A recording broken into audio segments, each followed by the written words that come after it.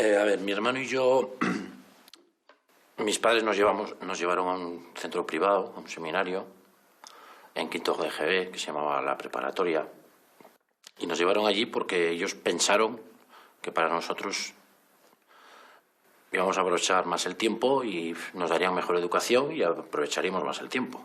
Esa fue su intención. Y luego ingresamos en otro colegio, en el Seminario Menor de La Bañeza, y cuando llegamos a octavo es cuando empezaron los abusos.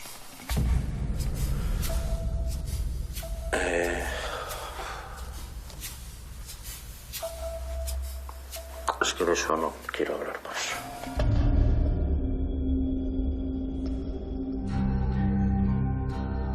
Desprenderse de la vergüenza y la culpa por lo que pasó exige un complejo trabajo interior que puede llevar décadas. Las víctimas coinciden en que dar el paso a denunciar o a romper el silencio es siempre el desencadenante de algo. El de Javier fue el caso de pederastia en la iglesia de Granada. Confiesa que se le revolvió el cuerpo y que le dio fuerza para denunciar 30 años después que José Manuel Ramos, un cura del Seminario Menor de La Bañeza, en León, abusó de él y de su hermano gemelo cuando tenían 13 años. Comenzaron los abusos y mi hermano pidió auxilio, un auxilio que le denegaron un auxilio a unos niños y aquello continuó, se volvió a pedir auxilio a otro formador y eso pues lo ocultaron y lo taparon y bueno, pues ese señor, ese delincuente y ese señor enfermo pues siguió abusando de nosotros hasta que se acabó el curso.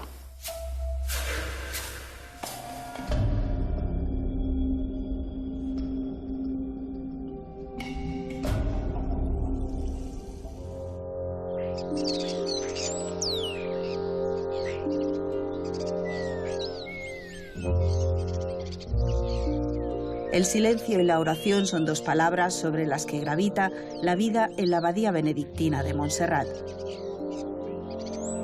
Para todo el que llega hasta aquí arriba, sea o no creyente, es casi como tocar el cielo. Muchos chavales, atraídos por un paraje sobrenatural sobre el que circula toda clase de leyendas, se apuntaron a los Scouts de Montserrat, que fundó y dirigió durante 40 años el monje Andreu Soler. Un fin de semana al mes, los chicos pernoctaban en unas dependencias junto al monasterio. Yo cuando tenía 16 años fui abusado sexualmente por el monje de Montserrat, Andreu Soler. Lo que hacía él era hablar de sexualidad desde una perspectiva pedagógica y diciendo que la masturbación era mala, que era algo que no teníamos que hacer, y entonces poniendo la mano por debajo del pantalón de pijama y tocando mis genitales. Hasta que llegó un día en el cual me besó. Yo me acuerdo de tener los dientes bien prietos y él apretando su lengua contra mis dientes, no respetando el límite que estaba poniendo. Miguel Ángel ha hecho público su testimonio con la intención de ayudar a otros a denunciar.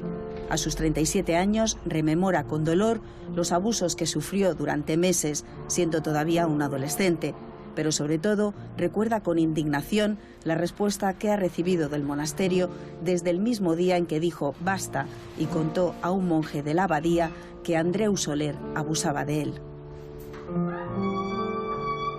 No lo denunció a la policía, no le suspendió de sus funciones, no avisó a mis padres, no avisó a los padres de otros chavales.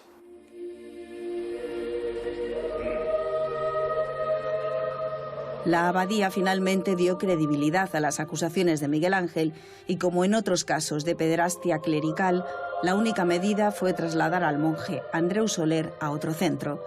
Tampoco lo denunció ante la Comisión para la Doctrina de la Fe e iniciar así un procedimiento canónico mientras el monje todavía vivía.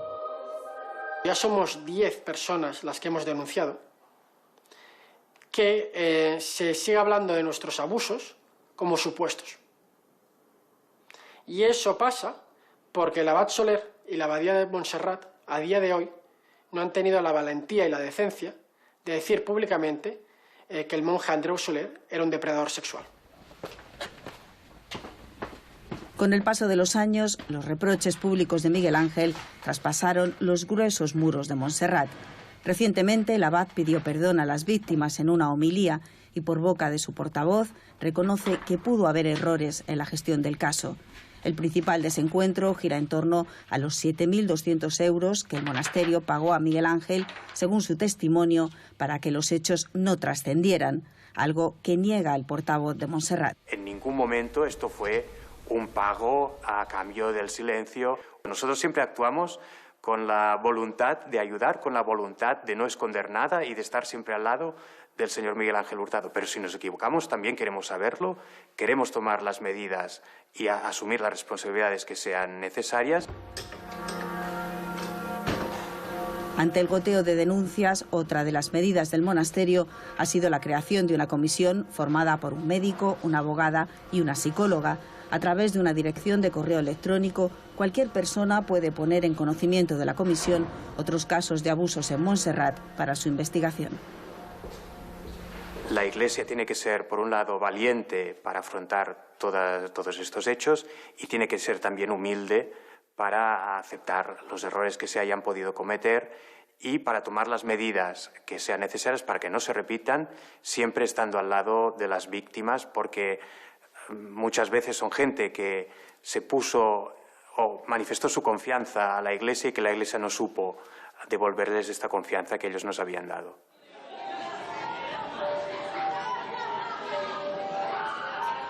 Para las víctimas, el desamparo y la quiebra de la confianza en un entorno que debería ser seguro, como el escolar y el religioso, son asignaturas pendientes que duran casi una vida. Palabras como impunidad, ocultación o encubrimiento son una constante en el relato de los afectados cuando se les pregunta por la actitud de la Iglesia ante la pederastia. Javier explica que su agresor, el sacerdote Juan Manuel Ramos, vive recluido en un convento tras una segunda denuncia de abusos sexuales en un colegio de Puebla de Sanabria. Pederastas hay un 3%, un 7% o un 20%, bueno, lo que haya, pero encubridores son todos. No es un 80 o un 90, son todos. Todos son encubridores, o por acción o por omisión. Todos saben, todos sabían, todos lo han tapado y creo que eso es el mayor crimen. Eso es lo que ha perpetuado que esto haya ocurrido. Otras víctimas, al no encontrar respuestas en la Iglesia, decidieron acudir a los tribunales. Tras años de impotencia, Juan Cuatrecasas denunció en la Audiencia Provincial de Vizcaya que su hijo fue agredido sexualmente por José María Sanz, un numerario del Opus Dei, profesor de religión, en el colegio Gaztelueta de Lejona, en Bilbao. Los abusos se habrían prolongado durante 2 cursos, cuando el chaval tenía entre 12 y 13 años. Este profesor le sacaba de clase con una periodicidad muy abusiva, horas a lo largo de la semana en periodo lectivo, y bueno, pues le enseñaba fotos en el ordenador de mujeres desnudas o ligeras de ropa, le hizo quitarse la camisa, le tocó y bueno, nosotros le contamos eso, aparte de que estaba sufriendo acoso escolar por parte de iguales. Juan relata que por la vía eclesiástica el caso se cerró sin reconocimiento ni reparación alguna. Por la vía penal, la sentencia de la Audiencia Provincial de Vizcaya, que aún no es firme, condenó a José María Sanz a 11 años de cárcel por un delito continuado de abusos sexuales. Ya sabemos que esto pasa en todos los ámbitos de la sociedad, pero precisamente cuando pasa en la Iglesia, creo que deberían ser más meticulosos y no tan tramposos. Y de una santa vez hacer lo que tienen que hacer, que es reconocer y reparar a todas las víctimas. Son sus víctimas y eran niños y niñas. No hay nada más sagrado en esta sociedad. La presión de miles de afectados por la pederastia de todos los países han hecho temblar los cimientos de la Iglesia. Muchas de ellas han viajado a Roma, donde se celebra una cumbre histórica sobre los abusos convocada por el Papa Francisco, en la que participan líderes católicos de todo el mundo. También de España, cuya conferencia episcopal no ha aceptado la invitación de Informe Semanal a participar en este reportaje, a la espera de las conclusiones del encuentro. Francisco ha pedido cambiar de rumbo para cerrar la herida por la que se desangra la Iglesia Católica tras décadas de mirar para otro lado.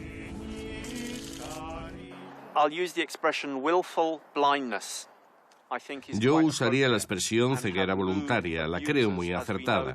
Durante muchos años, como ahora sabemos, se han contentado con cambiar de destino a los abusadores, con lo cual han podido seguir abusando de otros niños. Para mí esto último es un crimen igual de grave que los propios abusos. El hecho de permitir que otros cometan abusos es igual de grave que los propios abusos. Las víctimas españolas empiezan ahora a movilizarse y Peter es un ejemplo a seguir. Cuando era un niño fue agredido sexualmente en el ámbito familiar y por 2 curas jesuitas en Londres. Guardó silencio durante 38 años. Hoy es un veterano activista que acompaña a los afectados españoles en sus reivindicaciones para pedir a los políticos que los delitos de abusos a menores no prescriban hasta los 65 años y a la Iglesia más transparencia. A mí me gustaría que la Iglesia española hiciera una auditoría de la pederastia, que nos dijeran cuántos curas pederastas hay, quiénes son, qué han hecho y dónde están. Creo que lo mínimo que nos merecemos las víctimas es que la Iglesia Católica nos diga la verdad. La valentía de las víctimas de la pederastia ha actuado a modo de efecto dominó y la Iglesia Católica ha iniciado un lento e intrincado camino hacia la redención. En España, la diócesis de Astorga ha tomado la iniciativa al crear una delegación para apoyar a las víctimas, a quienes robaron su infancia y siguen esperando gestos mucho más allá del perdón.